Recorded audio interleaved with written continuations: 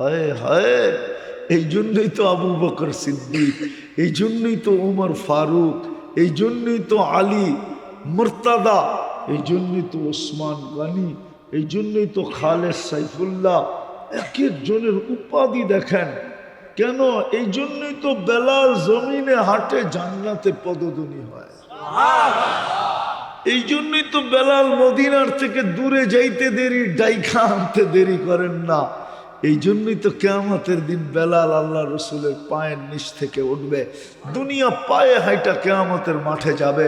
বেলাল রাদিয়াল্লাহু তাআলা লাল উটের উপরে চড়া যাবে, তাও আল্লাহ রসুলের আগে আগে। কিতাবে আছে আল্লাহ রসুল বলে আমি রওজা থেকে উঠবো, বেলাল আমার পায়ের নিচের থেকে উঠবে, আমার বোরাক আনা হবে, তা আমি চোরা যেতে থাকবো, তো সামনে দেখবো কে জানি যায়, জিজ্ঞাসা করবো আমার আগে কে কে, কে এটা? তো বলতেছে বেলাল। হায় হায় যুবক, তোমাদেরকে তো এই জন্যই বলি, কাকে তোমরা মডেল বানাইলা? তোমাদের চুল দেখলে তো মনে হয় না তোমরা কাকে মডেল বানাইলা। দুনিয়াতে তো এই চুলের ডিজাইন আমি দেখলাম না, পরে বহুত কষ্ট করে নেটে খুঁজা দেখি সব নেটের মডেল, মুহাম্মদুর রাসূলুল্লাহর মডেল না। তুমি তো যাত্রী, তুমি তো বড় দামি, মা বোন তো জানেই না যে আর জান্নাতের চলন কিরম হবে।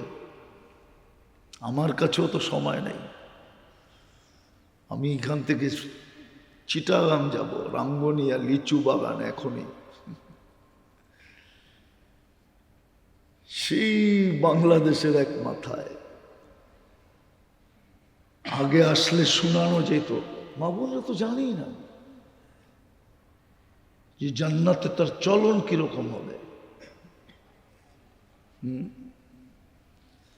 তার চলন দ্বারা জান্নাতে কি ঘটবে জানেই না। যুবকরাও জানে না, ও তো জানেই না জান্নাতে কি মিলবে। জানো? জানো তো,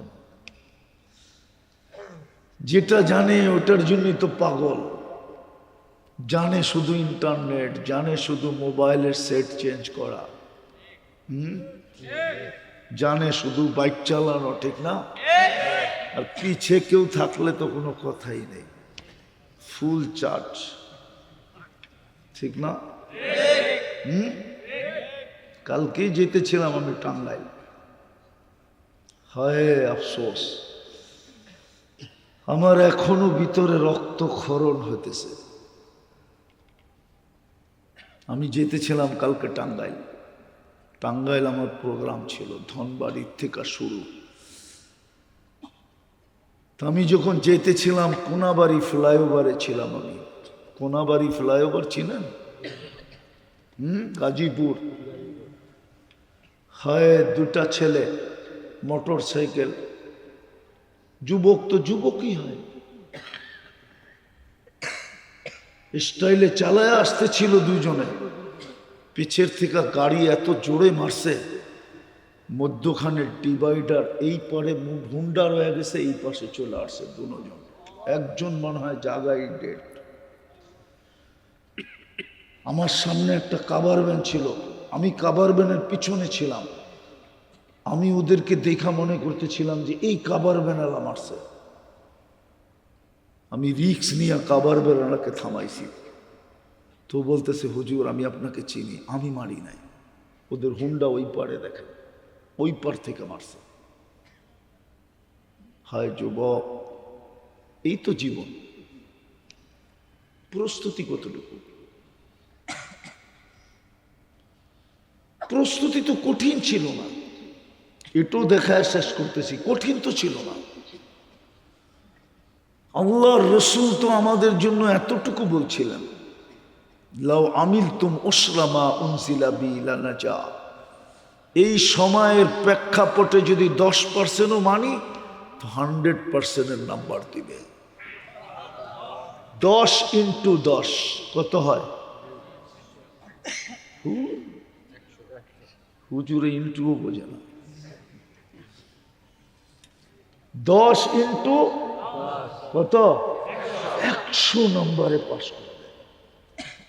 আমি তো বলি এই উম্মত যদি একটা কাজ করত,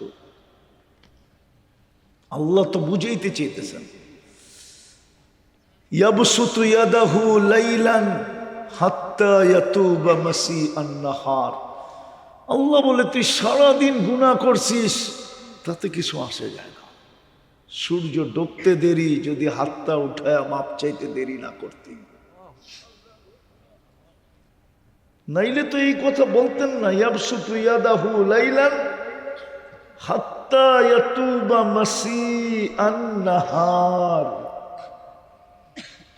হাদিসের অর্থ এটাই বোঝায় যে তুই সারাদিন গুনাহ করছিস, যদিও সূর্যের আলোতে অপরাধ বড় লজ্জাজনক অপরাধ, আল্লাহ বলে তাতেও কিছু আসে যায় না। সূর্যটা ডুবতে দেরি, তুই যদি মাপ চাইতে দেরি না করতি। আবার দিনের বেলা বলে ইয়াবসুতু ইয়াদাহু নাহারান হাত্তা ইয়াতুবা মাসিআল লাইল। আল্লাহ বলে সারাদিন গুনাহ করছিস, রাত্রে যদি চুপে চুপে হাতটা উঠায় দিতি সূর্য ডুবতে দেরি, আমার কোনো বিষয় ছিল না, তুই কত গুনাহ করলি। কিন্তু বলেন আজকে এই সূর্য ডুবার পরে এই মজমায় কে আছে যে এক কোনায় যায় বলছে আল্লাহ মাফ করে দে? বলেন আল্লাহ মাফ চাই, আল্লাহ সরি, কে বলছে? আল্লাহ তো বলে ইয়াবসুতু ইয়াদাহু নাহারান, রাতের অন্ধকারকে সুবর্ণ সুযোগ মনে করে তুই সারা রাত্র গুনাহ করছিস। এই যুবকরা নেটের ভিতরে সারা রাত্র ইন্টারনেটে থাকে, সারা রাত্র ইয়ারফোন লাগায় শুনতে থাকে। সকালে উঠা মা জিজ্ঞাসা করে তোর কানে কি? ও শুনতে শুনতে ঘুমায় গেছে। অনেক যুবক বলে মিউজিক না শুনলে ঘুম আসে না। এইখানে আছে, আপনি নাউজুবিল্লাহ পড়েন, আমি নাউজুবিল্লাহ পড়তেছি না। আমি বলতেছি যুবক, সারা রাত্র তুই গুনাহ করলি, তোর মালিক তো বলে কোনো বিষয় ছিল না।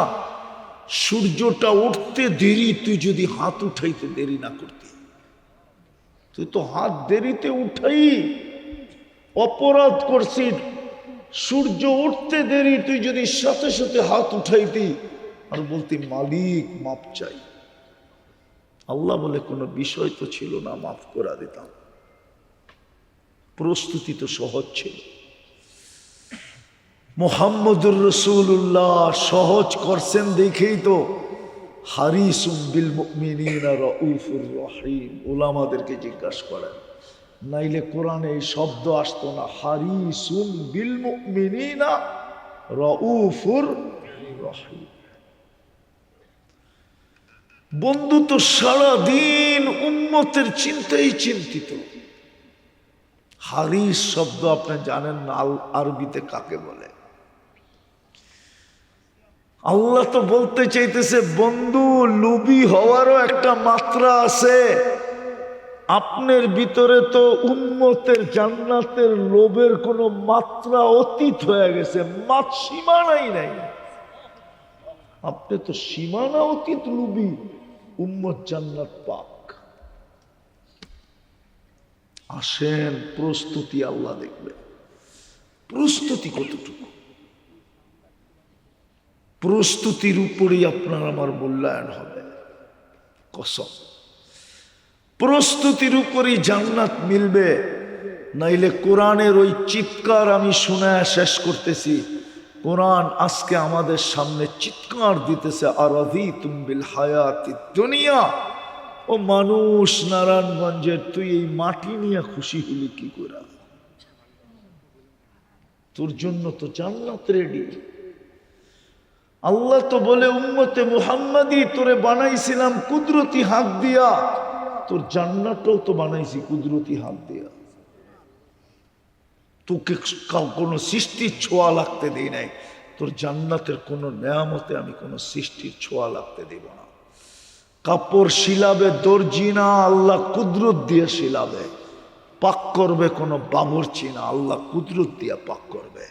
ফার্নিচার কোনো মিস্ত্রি বানাবে না, আল্লাহ কুদরত দিয়া বানাবে, কোনো সৃষ্টির ছোঁয়া লাগতে দিবে না। বাড়ি কোনো ফেরেশতা বানাবে না, আল্লাহ কুদরত দিয়া বাড়ি বানাবে। এরকম বাড়ি আসেন, শেষ জায়গায় চলে আসছি। যদি এতটুকুই বুঝে এসে থাকে তাইলে এতটুকুই যথেষ্ট। কি প্রস্তুতি নিতে রাজি? মন বলে প্রস্তুতি নেওয়া উচিত। হ্যাঁ, এত যুক্তি তর্কের পরেও যদি মন না বলে, হায় হায়, তাইলে তো বড় বিপদের আশঙ্কা। তাইলে মনে করতে হবে আমি বেঁচে থাকলে কি হবে, আমার ভিতরটা ডেট, আমার ভিতরটা মরে গেছে। ভিতরটা কি মরে গেছে, মরে গেছে, ভিতরটা শেষ। আমি বেঁচে থাকলে কি হবে, ভিতরটা ডেট।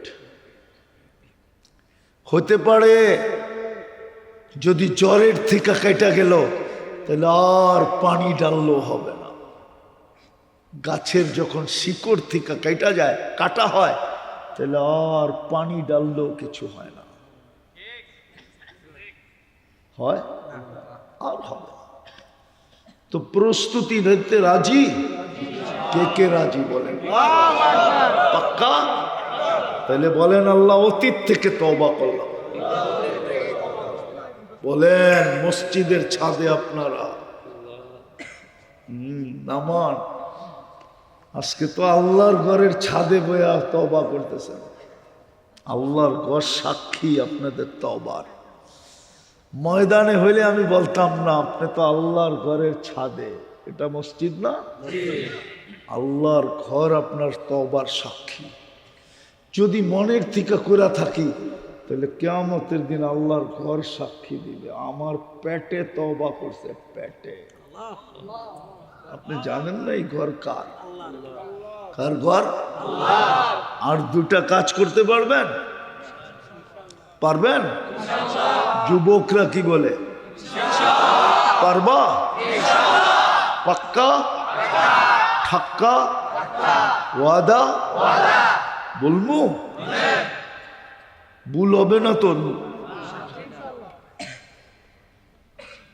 প্রথম যখনই ঘুমাইতে যাব তখনই আল্লাহর কাছে মাপ চায় ঘুমাবো। হতে পারে একদিন ঘুমাবো আর উঠবো না, সুযোগ আমার হাতের থেকে চলে যাবে। ওই আল্লাহওয়ালার কথা সত্য হবে। যদি আধ্যাত্মিক শক্তি থাকতো তাহলে আমি নিয়ে যেতাম আপনাদেরকে। নারায়ণগঞ্জের একটা বড় কবরস্থান আছে না, চিনেন? ওই কিন্তু বলতো ব্যস্ততার কারণে একবার হাত উঠে যাওয়ার সুযোগ পেত না। এই জন্য পায়ে হাত দিয়ে বলি, বিশেষ করে যুবকদের, আমি চাই তোমাদের সাথে আমার আড্ডা হোক জান্নাতের সৈকতে। ভিতর থেকে বলতেছি না, আমার এই ময়দানে নামার কথা ছিল। আমি নামছি যুবকদের, আল্লাহ আমাকে সাকসেস করতে। এই জন্য রাস্তা ঘাটে, হাইওয়েতে, যেখানেই যাই, যুবকদের সাথে আমার বিরাট বড় একটা সম্পর্ক। ওরাও ছুটে আসে, আমারও দাঁড়াইতে ভালো লাগে। কত ছেলেকেই তো দেখি বলি দাঁড়াইলে চোখের পানি ছেড়া যায়। জান্নাতের সমুদ্রের সৈকতে হোক, ওইখানে রাখা আছে সব। তো যেটা বুঝাইতেছিলাম, যখনই ঘুমাবো তখনই কি করব? আল্লাহর কাছে মাপ চায়া ঘুমাবো। পারবেন? মনে থাকবে তো না ভুলে যাবা? পাক্কা? না না, কোরআন বলে ভুলা যাবে। ওমা আনসানিহু ইল্লা শয়তান, ভালো কথা শয়তান মনে রাখতে দেয় না।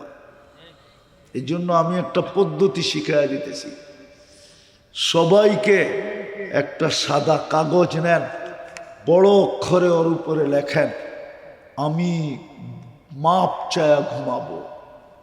আমি যেইখানে ঘুমান ওইখানে এটাকে টানায় রাখেন, যাতে ওইখানে ঢুকলেই চোখে পড়ে আর মনে উঠে, তখন দেখবেন মন বলবে মাপ চায়া ঘুমাই। কসম, 6 মাস করে দেখেন। যুবক, তোমাদের পায়ে হাত দিয়া বলি, মা বোনরা শুনতে থাকলে তাদেরকেও বলি, 6 মাস টানা করো। 6 মাস যাবে না, আমার বিশ্বাস। তোমরা আমাকে খুঁজবা শুধু মনের কথাটা বলার জন্য, যে হুজুর শিখাইলেন কি, করতেছি কি, আল্লাহ দেখাইতেছে কি। আল্লাহ তোমাকে দেখাবে, কসম।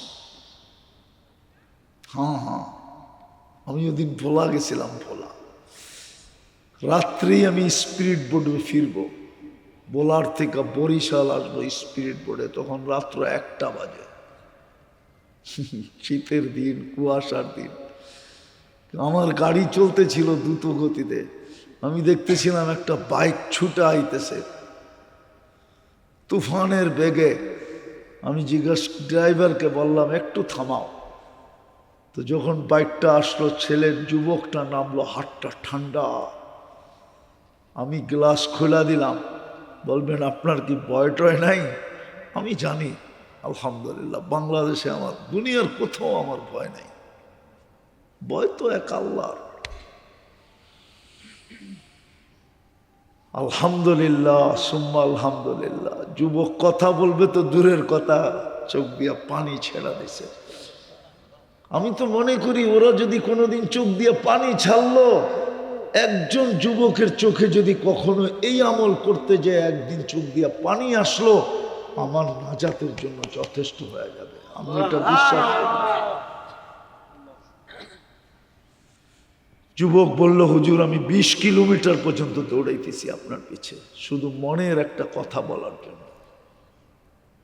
এই জন্যই যুবক তোর পায়ে ধরতেছি আমি। পারবা এরকম লেখা টানায় দিতে? তওবা করে পারবা ঘুমাইতে? আপনারা পারবেন? সর্বশেষ যেটা বলতে চাইতেছি, আজকের থেকে নামাজ ছাড়ব না। ওয়াদা? পাক্কা? হ্যাঁ, নামাজ এর চেয়ে বড় অপরাধ কিচ্ছু হইতে পারে না। লজিকও বলবে, লজিক যুক্তিও বলবে, এর চেয়ে বড় অপরাধ কিছু হইতে পারে না। শ্বশুর বাড়িও তো ডেলি গেলে জাটার বাড়ি দেখায়, জুতার বাড়ি দেখায়, নাইলে এই প্রবাদ বাক্য কেন আসলো, শ্বশুর বাড়ি মধুর হাড়ি, নিত্য গেলে জুতার বাড়ি।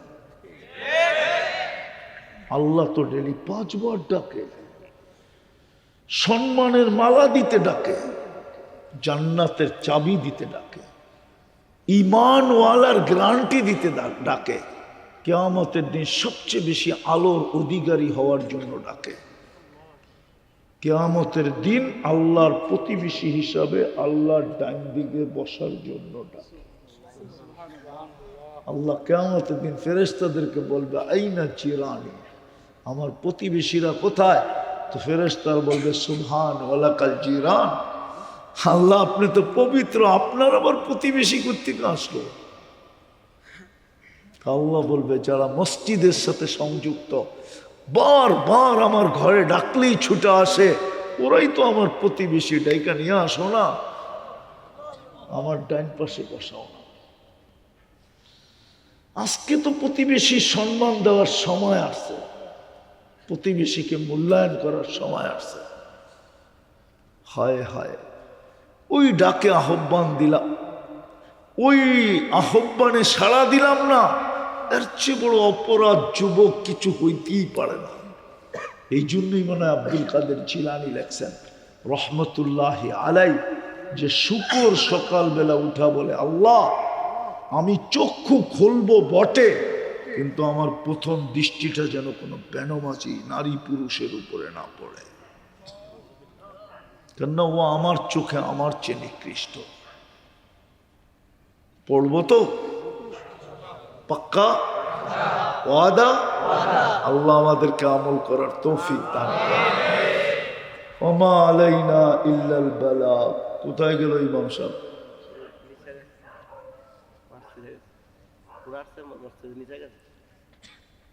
কি না কি বলবে 5 মিনিট না দোয়া করে দেব?